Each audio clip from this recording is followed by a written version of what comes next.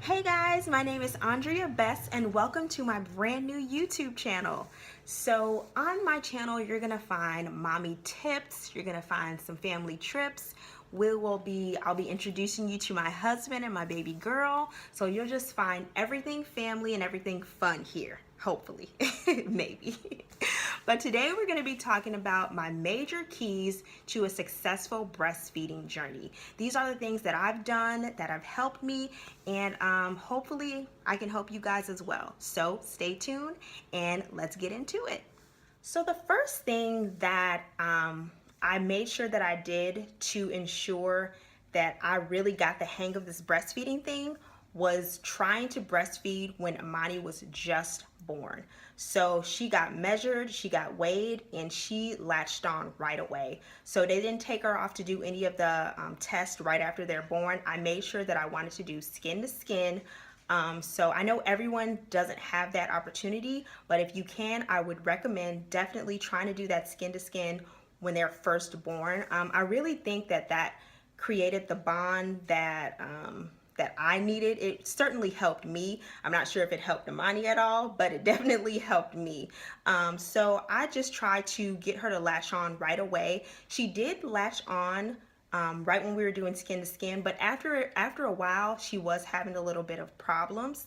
But the more we did it, the better she got at it. So I would definitely recommend trying to do that skin to skin and trying to get her to latch on or him to latch on right out of the womb. So the second thing that I would definitely recommend, and it definitely helped me, was Nipple Cream. So this is the Lanolin HPA Lanolina Nipple Cream. It's by Lancino. I'm not sure if that's pronounced right, but that's how I'm going to pronounce it today. So I pretty much use this every single day in my first weeks of breastfeeding. I got really sore just because she did have problems latching on for a while.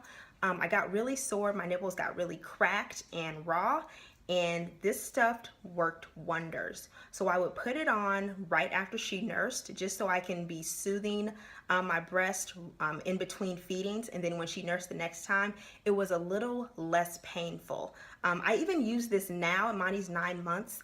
I use it now when she tends to favor one breast over the other, and then I'll put a little bit of this on and allow it to soothe it a little bit, and then I'm perfectly fine the next time she wants to nurse. So I definitely recommend this. I'm not sure if there are any other brands that are just as good, but this is the only brand that I've ever used. A little bit goes a long way. This is actually the only tube that I've ever had in the 9 months that I've been nursing, so a little bit does go a long way for me.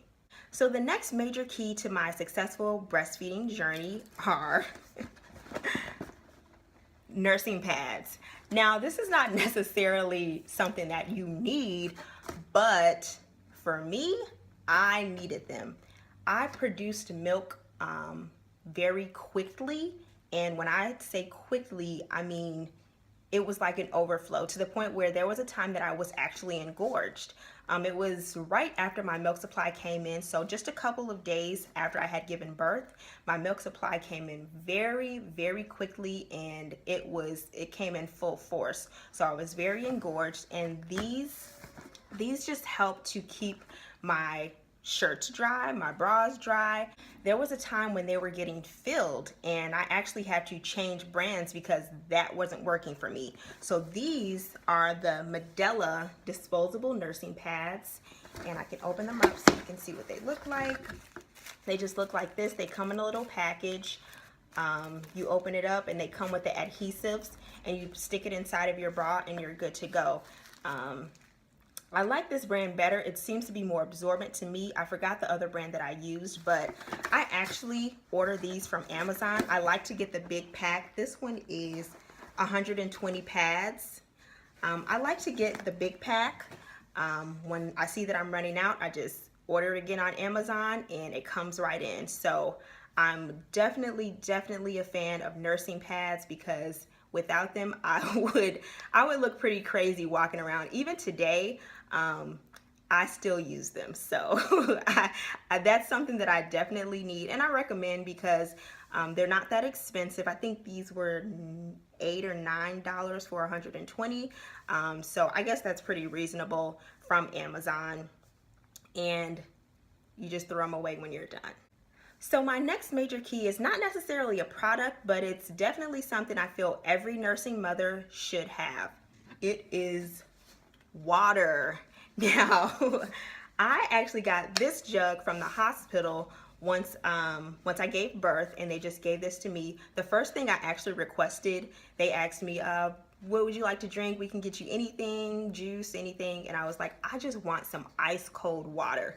And so they brought me this thing, and this is what I drink my water out of. I drink bottles sometimes, but I feel like when I'm around the house and I don't want to be constantly opening bottles of water. So I just keep this filled up, keep it in the fridge so it's nice and cold, and continuously drink water. Stay hydrated.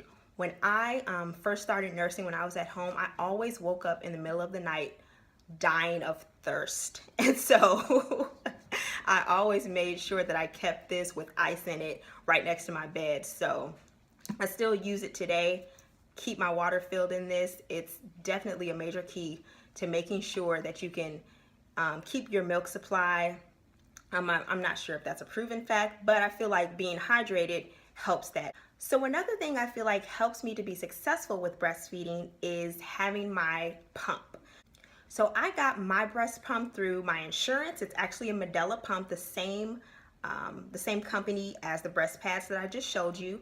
But it's a Medela pump. I got it free through my insurance, and I have actually used it since maybe 2 or 3 days after I gave birth, just because my milk supply came in so fast. I wasn't able to nurse as fast as my milk was producing, so I had to pump. And I was pumping in the first few days, I would say 6 or 7 bottles a day in addition to nursing. So I was really, really needing to pump.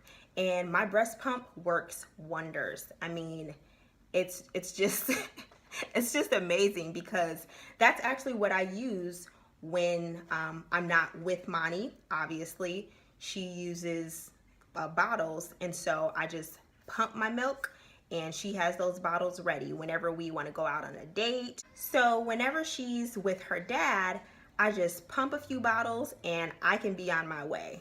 So I would definitely recommend, if you can get your breast pump through your insurance, please do, because it is a lifesaver. So one last thing that I feel like breastfeeding takes is a lot of commitment. I was determined to continue to nurse, and it takes a lot. It takes a lot. It takes a lot of time. It takes a lot of patience. It's painful sometimes, and as long as you can just push through and stay committed, you're sure to have a successful breastfeeding journey. You know, I'm sure of it. There was times when I just was like, this is just too much. I just can't do it. You know, it's too painful, especially in those beginning weeks. But I just had to tell myself, these are the benefits.